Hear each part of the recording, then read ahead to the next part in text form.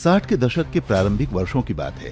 कलकत्ता में खुफिया एजेंसियों और कलकत्ता पुलिस ने एक पाकिस्तानी जासूस को गिरफ्तार किया।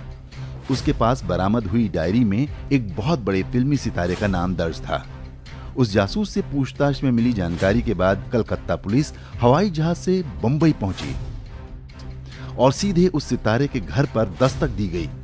तब तक इस पुलिस कार्रवाई की जानकारी दिल्ली के शीर्ष सत्ता के गलियारे तक पहुंच चुकी थी। तत्कालीन प्रधानमंत्री जवाहरलाल नेहरू को भी बता दिया गया। थोड़ी ही देर में चमत्कार हुआ। कलकत्ता पुलिस का हृदय परिवर्तन हो गया। पुलिस टीम उस फिल्मी सितारे के घर से यह कहते हुए खाली हाथ वापस लौट गई कि संभवतः वह जासूस उस फिल्मी सितारे का कोई फैन था और फिल्मी सितारे का उससे कोई लेना देना नहीं। आश्चर्यजनक तथ्य यह है कि उस जासूस से गहन पूछताछ के बाद आनन फानन में फ्लाइट से बंबई पहुंची कलकत्ता पुलिस को यह दिव्य ज्ञान उस जासूस से की गई गहन पूछताछ के दौरान नहीं हुआ, लेकिन बंबई में उस सितारे के घर पहुंचकर उसे वह दिव्य ज्ञान प्राप्त हो गया। ज्यादा शोर मचा तो जांच के लिए एक सरकारी कमेटी बना दी गई। उस कमेटी को तथाकथित जांच के बाद वही दिव्य ज्ञान प्राप्त हुआ जो कलकत्ता पुलिस को पहले ही मिल चुका था। यह कि वह पाकिस्तानी जासूस उस फिल्मी सितारे का बहुत बड़ा प्रशंसक था। लेकिन बात यहीं खत्म नहीं हुई। वर्ष 1965 में भारत पाकिस्तान युद्ध के दौरान खुफिया एजेंसियों ने पाकिस्तान से संपर्क वाले एक रेडियो ट्रांसमीटर के सिग्नल पकड़े। ट्रांसमीटर बंबई से ही सक्रिय था। खुफिया एजेंसियों की टीम सिग्नल का पीछा करते हुए जब उस स्थान पर पहुंची जहां वह रेडियो ट्रांसमीटर सक्रिय था तो बुरी तरह चौंक गई।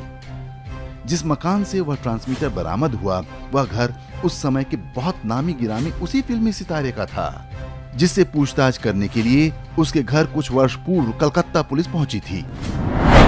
एक बार फिर से चमत्कार हुआ। उस फिल्मी सितारे पर दिल्ली फिर मेहरबान हुई। रेडियो ट्रांसमीटर के विषय में उस फिल्मी सितारे ने बड़ी मासूम सफाई दी कि उसे पाकिस्तानी गाने सुनने का शौक है। भारत में सामान्य रेडियो पर पाकिस्तानी रेडियो प्रतिबंधित है, इसलिए उसने यह ट्रांसमीटर अपने घर में रखा है। इस बार भी उस फिल्मी सितारे की बात को शाश्वत सत्य मान लिया गया।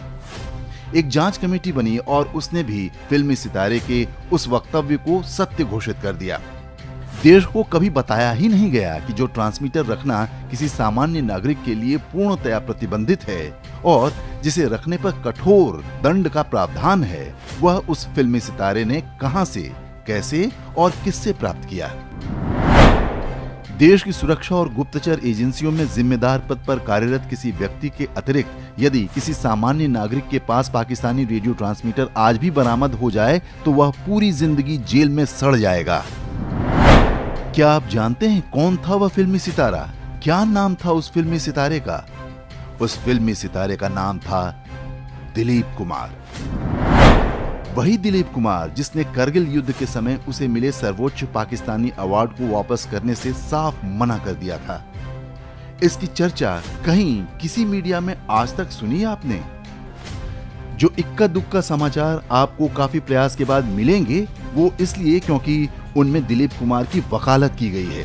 उसे कभी भी प्रश्नों के कटघरे में नहीं खड़ा किया गया। बॉलीवुड के चरणों में लौटते मीडिया और उसकी चाकरी करती सरकारों की कहानी दशकों पुरानी है। आमिर, सलमान, शाहरुख और सैफ अली जैसे संदिग्ध लोगों का महिमा मंडन उसी कहानी की अगली कड़ी है।